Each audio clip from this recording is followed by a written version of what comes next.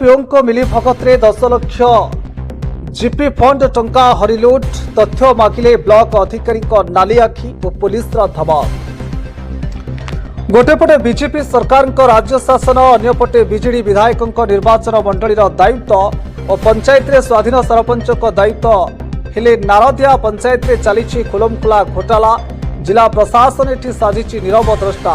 जगतसिंहपुर जिला इरोसमा ब्लॉक सदर पंचपल्ली नारदिया पंचायत बीजेपी युव नेता विश्वरंजन चौधरी विशेष सूत्रु खबर पाई नारदिया पंचायत कार्यालय 2022 रु 2025 पर्यंत पंचायत जीपी फंड रु केते टंका खर्च होईछि आरटीआई माध्यम मगाई बेले पंचायत पीओ आरटीआई माध्यम तथ्य जोगाई पारि नथिले, जहां नहीं विश्वरंजन संदेह हेबारु द्वितीय बार ब्लॉक कार्यालय जीपीओ को आरटीआई माध्यम तथ्य मगाई बेले जार 2025 जुलाई 1 तारिख रे धार्य करा जायथिला हेले ब्लॉक अधिकारी कोनोसी कारणवशत नथिले।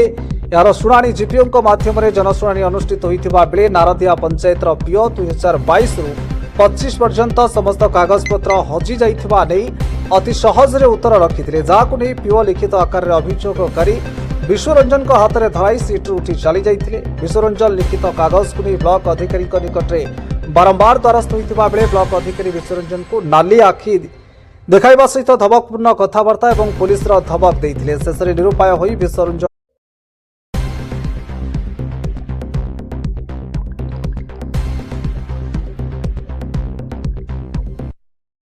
आपन परिचयटा कहबे कोठ आस्थिले कहबे। मो ना विश्वरंजन चौधरी, मो घर एसना ब्लॉक नारदिया पंचायत पंचपल्ली।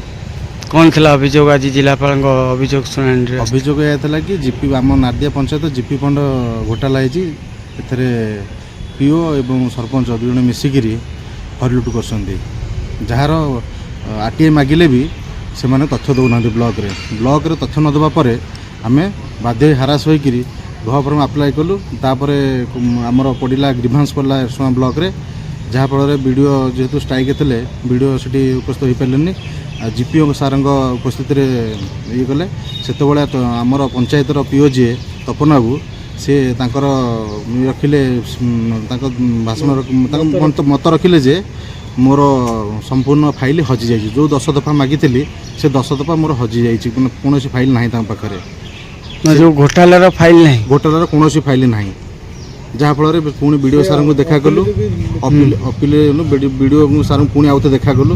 वीडियो सार भी आमको नाली आखि देखले कहले कि तुम कमिशनर कर तुम जहाँ कर मु कम सिग्नेचर करी मु यार तथ्य दे पारे बाध्य आज आम कलेक्टर सार को भेटिलु प्लस विजिलेंस रे केस कलु।